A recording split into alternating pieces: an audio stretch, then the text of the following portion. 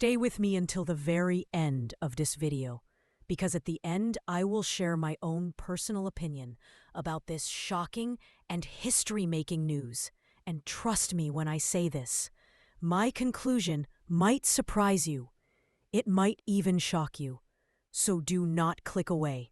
Keep watching, because what you're about to hear is not just another celebrity headline. This is the kind of announcement that changes the conversation in the entire music world, in sports, and in global pop culture.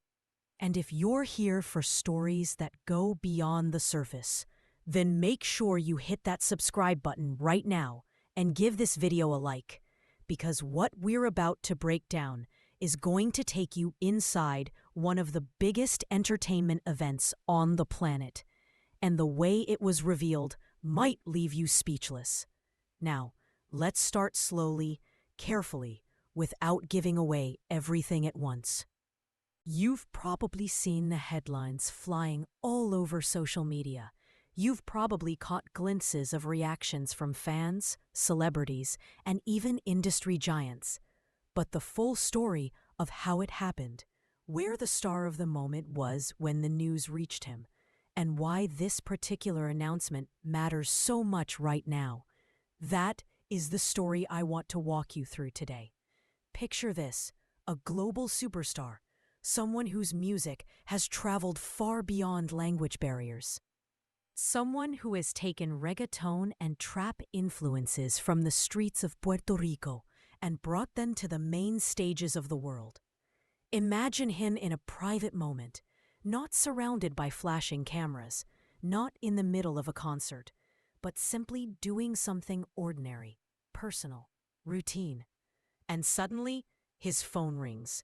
On the other end of the line is none other than Jay-Z himself. And the words that follow are enough to stop time, enough to change a career forever, enough to make history.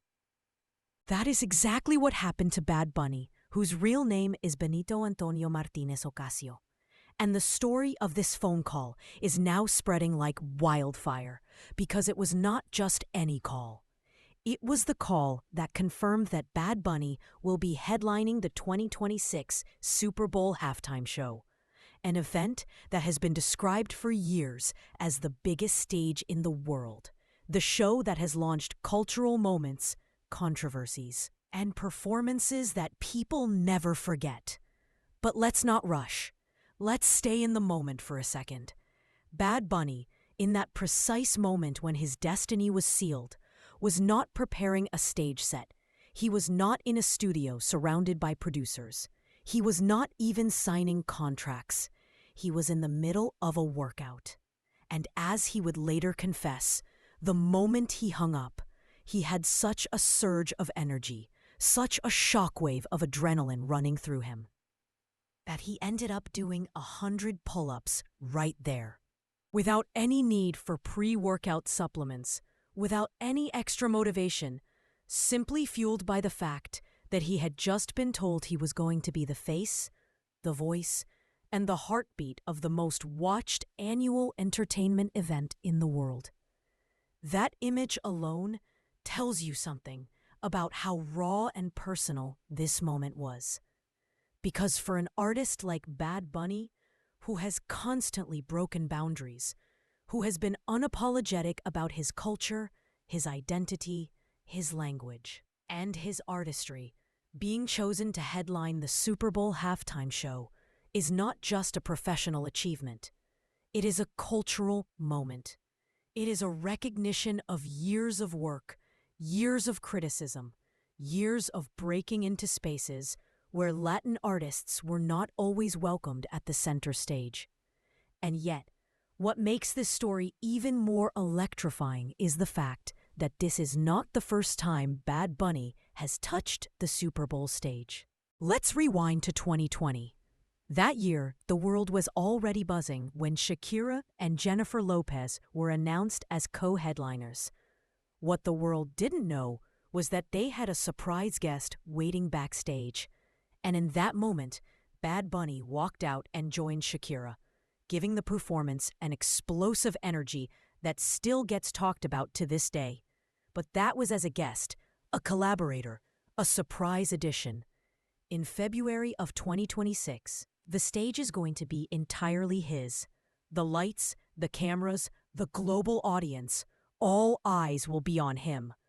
Jennifer Lopez herself, who knows exactly what that moment feels like, reacted publicly with her own excitement, reminding everyone of the bond they shared on that stage years ago. She posted a picture of herself with Bad Bunny and captioned it with words that felt like a passing of the torch, telling him, "Now it's your turn." A message not just from one superstar to another, but from a pioneer in the industry to someone who is now walking into his own era of history making. But let's go deeper. Why does the Super Bowl matter so much? Why does this performance get so much attention, even from people who don't care about football? It's because the halftime show has become more than entertainment. It has become a cultural statement. When Beyoncé took the stage, when The Weeknd created an entire cinematic experience, when Rihanna revealed her pregnancy mid-performance, the world didn't just watch. The world talked, debated, and remembered. Every single Super Bowl halftime show becomes a piece of history. And in 2026, Bad Bunny is stepping into that tradition. And there's another layer here. Jay-Z, who plays a key role in curating these performances since his company Roc Nation partnered with the NFL, gave a statement about why this choice matters. He said, "What Benito has done and continues to do for Puerto Rico is truly inspiring. We are honored to have him on the world's biggest stage." Think about that. For years, Puerto Rican artists have been fighting to be taken seriously in global markets, to be recognized not just as niche stars but as mainstream powerhouses. And now the world will watch as one of Puerto Rico's most influential cultural exports commands the biggest live performance platform in the world. For Bad Bunny himself, the emotions run deep. In his own words, he explained that this is not about him alone. It is about those who came before him, the ones who laid the foundation, who ran countless yards, as he put it, so that he could step onto the field and score the touchdown. He made it clear, this moment is for his people, for his culture, for his history. He even told fans in Spanish to go and tell their grandmothers, yes, their grandmothers, that he will be the one headlining the Super Bowl halftime show. That is how deeply personal this announcement feels. It is not just global, it is generational. And while this would be enough to make headlines on its own, there's even more happening around this announcement. Because this show is not taking place in a vacuum. It is happening right in the middle of Bad Bunny's global tour, called Debí Tirar Más Fotos, which has already sold out arenas and stadiums around the world. Imagine balancing the most intense tour of your career while simultaneously preparing for the most high-pressure performance of your life. That is the reality Benito is facing. At the same time, this announcement sparked another conversation, one about Bad Bunny's relationship with the United States. For months, fans in America were frustrated when he announced his tour schedule and left the U.S. off the list of stops. Many speculated, many debated, but Bad Bunny himself clarified that his decision was not out of hate or rejection. Instead, it was rooted in concerns about immigration enforcement, specifically mentioning the risks of ICE showing up outside his concerts. This was a reflection of deeper tensions, political realities, and the ways in which music intersects with social issues. Yet, almost in sync with the Super Bowl news, he hinted that he might make an exception, possibly scheduling one U.S. date, which now feels even more symbolic in the context of this announcement. Because if there is one place in America where Bad Bunny's presence cannot be ignored, it is on the Super Bowl stage, where millions of viewers across the country and across the globe will be watching. And here's another detail to keep in mind. The date is set, Sunday, February 8th, 2026. That's when the Super Bowl will air. And that's when Bad Bunny will walk out to deliver a performance that could redefine what it means to headline the halftime show. So here's what we know so far. We know where he was when the news hit. In the middle of a workout, turning an ordinary moment into one of the most extraordinary memories of his life. We know the call came directly from Jay-Z, a stamp of approval from one of the most powerful figures in music.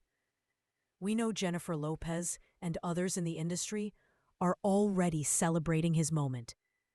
We know Bad Bunny himself sees this as a victory not just for him, but for Puerto Rico, for his culture, and for the generations before him. And we know the world will be watching when the time comes. But what does this all really mean? What does it tell us about the direction of global music, about representation, about how culture is shifting right before our eyes? That is the part I will share with you at the end when I give my own perspective on this story. And believe me, you will want to hear it, because it's not just praise and it's not just criticism. It's something that might challenge the way you see this entire announcement. So keep watching, because in just a few moments, I'll reveal my thoughts.